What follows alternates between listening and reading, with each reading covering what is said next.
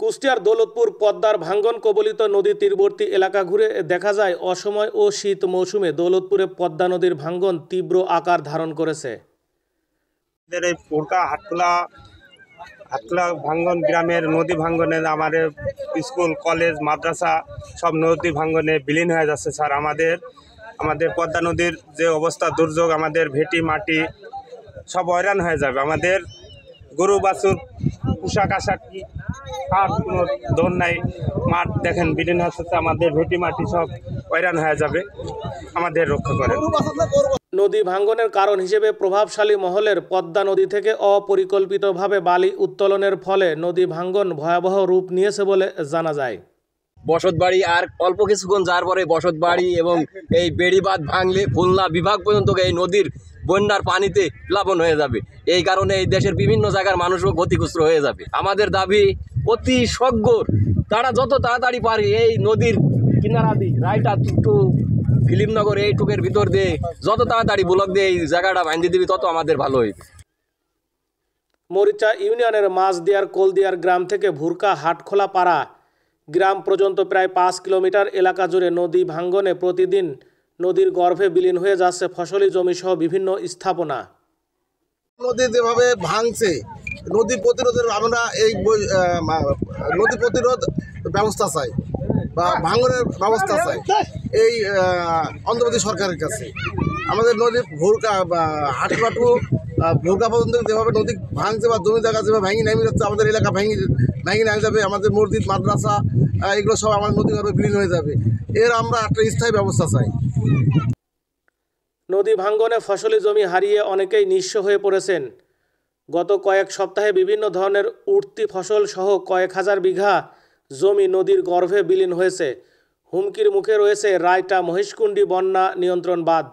এই বাঁধ ভাঙলে দৌলতপুর সহ কুষ্টিয়া অঞ্চল বন্যায় প্লাবিত হবে বলে জানা যায়।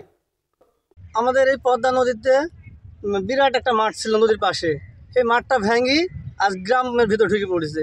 এই নদী যদি বন্ধ না করা যায় অথবা নদী যদি শাসন না করা যায়, এই নদী ভাঙতে ভাঙতে একসময় আমাদের এই হাটখোলা তথা হাটখোলা পাড়া তো গ্রাম ভাঙবেই, এর পাশাপাশি খুলনা বিভাগের কিছু অংশ পানি নিচে তলিয়ে যাবে।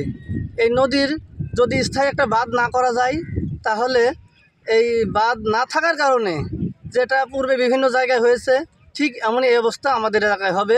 তাই বাংলাদেশ সরকারের যে প্রধান উপদেষ্টা আছেন ওনার কাছে আমরা দৃষ্টি আকর্ষণ করছি ওনার যে দ্রুত সময়ের মধ্যে একটা বেড়িবাঁধ চাই এবং স্থায়ী বেড়িবাঁধ, যে বেড়িবাঁধ দিলে এই এলাকা আর ভাঙবে না এবং এলাকার মসজিদ মাদ্রাসা এবং স্কুল কলেজ বা অন্যান্য যে সকল সরকারি স্থাপনা আছে এগুলা রক্ষার্থে আপনার দৃষ্টি আকর্ষণ করছি।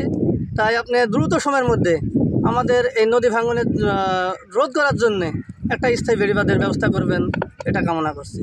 বিগত কয়েক বছর ধরে পদ্মা নদীর ভাঙ্গনে ভয়ঙ্কর রূপ ধারণ করেছে। ফিলিপনগর ইউনিয়নের কিছু অংশে স্থায়ী বাঁধের ব্যবস্থা হলেও মরিচাবাসী সেই সুবিধা থেকে বঞ্চিত। এতে মাঝদিয়ার কোলদিয়ার এবং ভুরকাপাড়া এলাকায় প্রতি বছর শত শত বিঘা ফসলি জমি নদীর গর্ভে বিলীন হয়ে যাচ্ছে। অনেকেই ঘরবাড়ি হারিয়ে নিঃস্ব হয়ে পড়েছেন। আমার বেটা মিটি দেয় গ্রামে আমার কিচ্ছু নাই, ঘর বাড়িটুকু সম্বল নদীর ভাঙনের ইয়াত আমরা খুব দুর্গতির পুর আছি, আমরা খুব টেনশনের পুর আছি। আমরা উন্নত চাই, আমরা চাই যে আমার এই নদী ভাঙনটা তোমরা ঠেকায়া দিবে, আমার যাতে বাড়ি ঘরগুলা ঘর বাড়িগুলা ছেলি ফেলিলি লাতে লুৎকানি পিছনে শুয়ে আমরা যাতে শান্তি পাই। মরিচা ইউনিয়নের মানুষকে বাঁচাতে দ্রুত সময়ের মধ্যে এই এলাকায় স্থায়ী বাঁধ নির্মাণ খুবই জরুরি। বর্তমানে এই চর অঞ্চলটা একটা হুমকির মুখে আছে। যে পরিমাণ ভাঙতেছে এটা হয়তো ক্যামেরা ক্যাপচার করতে পারছেন, যে পরিমাণ ভাঙতেছে আর অল্প কিছুদিনের ভিতরে এইগুলা খুব শীঘ্রই রাস্তা অতিক্রম করে ঘরবাড়ি ভেঙে নিয়ে পড়বে। আমরা চাচ্ছি অতি দ্রুত এখানে স্থায়ী বাঁধ নির্মাণ হোক এবং নদীর একটা স্থায়ী সমাধান আসুক। আমরা অনেক সময় দেখি যে এই হুটহাট একটু বালির বস্তা দিয়ে ক্ষণস্থায়ী যে সমাধানগুলো দেওয়া হয় সেগুলো কিছুদিন পর আবার ভেঙে চলে যায়, কিন্তু চরবাসী এগুলো আর চায় না। আমরা চাই আমাদের এখানে স্থায়ী সমাধান আসুক।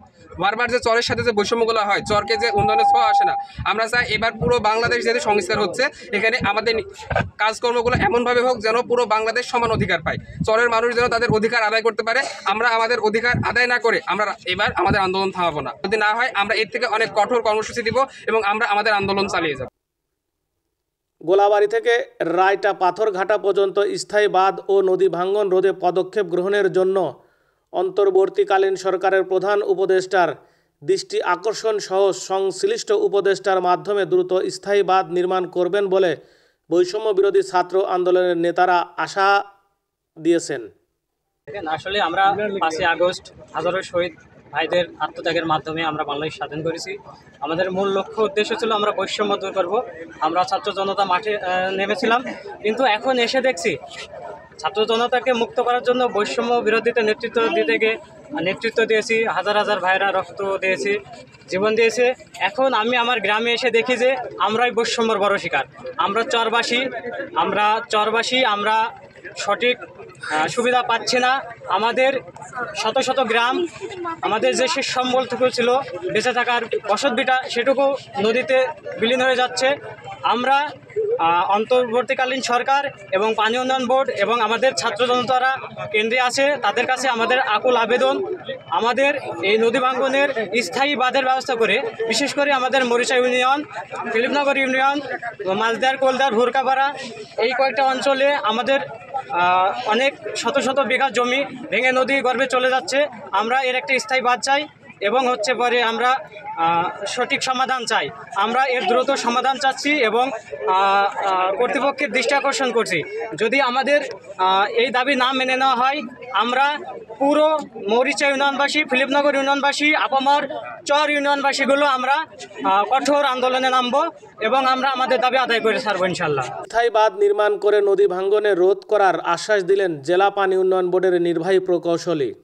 আপনি জানেন যে আমাদের যে পদ্মা নদীটা কুষ্টিয়ার আওতায় আমাদের প্রায় 74 কিলোমিটার পদ্মা, আমাদের যে জুডিকশন সেটা অনুযায়ী 74 কিলোমিটার আমাদের কুষ্টিয়া পানি উন্নয়ন বিভাগের আওতায় রয়েছে।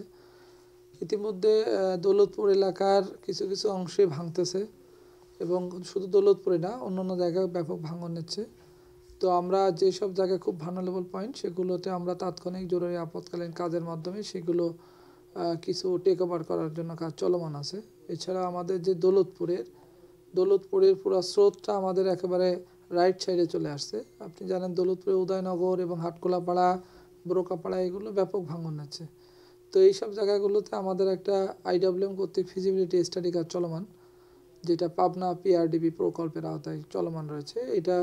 এই রিপোর্টের আওতায় আমরা যখন রিপোর্টটা পাবো, সেই রিপোর্টে অনুযায়ী আমরা DPP প্রণয়ন স্থায়ী কাজ করার জন্য আমরা উদ্যোগ গ্রহণ করব।